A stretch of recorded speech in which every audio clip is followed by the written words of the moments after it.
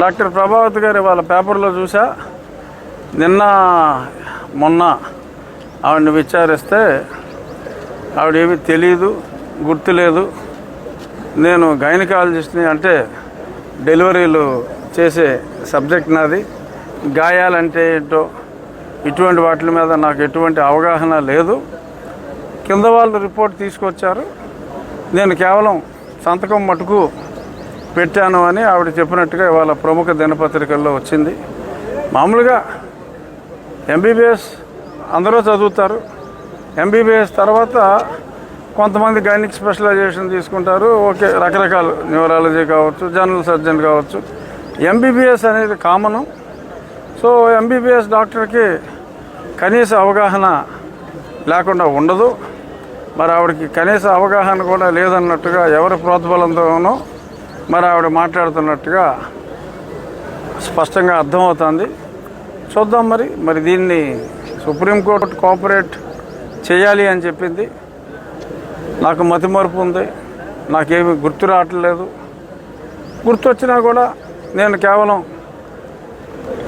డెలివరీలు చేసే గైనకాలజిస్ట్ని తప్ప ఈ గాయాలు వీటి గురించి నాకు పెద్దగా అవగాహన లేదు అని చెప్పి మరి ఆవిడ చెప్పారు. మరి గతంలో సుప్రీంకోర్టులో రాష్ట్ర ప్రభుత్వం ఫైల్ చేసిన అఫిడవిట్ కాగితాలు నేను కూడా ఇంప్లీడ్ అయ్యాను కాబట్టి నేను కూడా అన్నీ చూడటం జరిగింది. ఎవరైతే డాక్టర్స్ ఈవిడ దగ్గరికి కాగితాలు పంపిస్తే ఈవిడ కేవలం గుడ్డిగా జ్ఞానహీనతతో సంతకాలు పెట్టానని చెప్పారో మరి వాళ్ళు చాలా స్పష్టంగా కోర్టులో 164 స్టేట్మెంట్ ఇచ్చినట్టుగా అక్కడ సుప్రీంకోర్టులో దాఖలుపరిచారు. అది మా మీద ప్రెషర్ పెట్టి హైకోర్టు సీనియర్ డాక్టర్లని నియమిస్తే ఆ డాక్టర్లు సంతకం పెట్టకపోతే జూనియర్ డాక్టర్స్ని నియమించి ఈవిడ వాళ్ళ మీద ప్రెషర్ పెట్టి సంతకాలు తీసుకున్నట్టుగా మరి వాళ్ళు చెప్పినట్టుగా అక్కడ స్టేట్మెంట్స్ ఉన్నాయి. సుప్రీంకోర్టులో ఫైల్ చేసిన దాంట్లో రేపు 15వ తారీఖు కోర్ట్ నెంబర్ 5లో ఐటెం నెంబర్ 6గా ఈ మ్యాటర్ లిస్ట్ అయింది 15వ తారీఖు. మరి చూద్దాం మరి ఈవిడ మతిమరుపు వ్యాధికి ఉన్న మరి చికిత్స అందించి ఏమైనా చర్యలు తీసుకోమంటారా? లేదు, మరి ఆవిడ ప్రైవేట్ ప్రాక్టీస్ చక్కగా చేసుకుంటున్నారంట. సో కాబట్టి ప్రైవేట్ ప్రాక్టీస్ అంత బాగా చేసుకుంటున్న ఆవిడ అంత మతిమరుపు వ్యాధి అంటే నమ్మశక్యం కాదు కనుక మరి ఎంతో చాకచక్యంతో సుప్రీంకోర్టు టెంపరీ రిలీఫ్ ఇచ్చే వరకు కూడా మరి ఎవరి కంటికి కనిపించకుండా మరి ఎంతో నేర్పరితనంతో ఆవిడ రకరకాల ఊర్లు తిరిగి మరి తప్పించుకున్న వైనం కూడా అందరికీ తెలుసు. ఆ సుప్రీంకోర్టులో టెంపరీ రిలీఫ్ వచ్చిన తర్వాతే ఆవిడ జనబాహుల్యంలోకి వచ్చారు.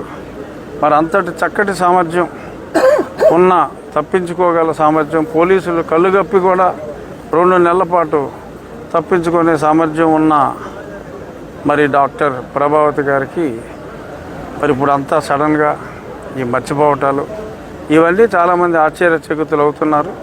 బట్ ఏదేమైనా మ్యాటర్ కోర్టులో అవుతుంది కనుక పోలీసులు ఏం చేయగలరు? ఆవిడకి అంతా మర్చిపోయారని చెప్తున్నారు. గుర్తుకు రావాలి అంటే మరి బెయిల్ రద్దు చేయాలి అని అడుగుతారా? సంవత్సరాలైంది, అయినా చాలా సంవత్సరాల తర్వాత ఇప్పుడు ఈ కేసు ఏంటండి అని ఇలా రకరకాలుగా కూడా మాట్లాడుతున్నారు. పాల్గారు గతం మర్చిపోయారు, వయసు అయిపోయిందట, మరి ఈవిడ మర్చిపోయింది.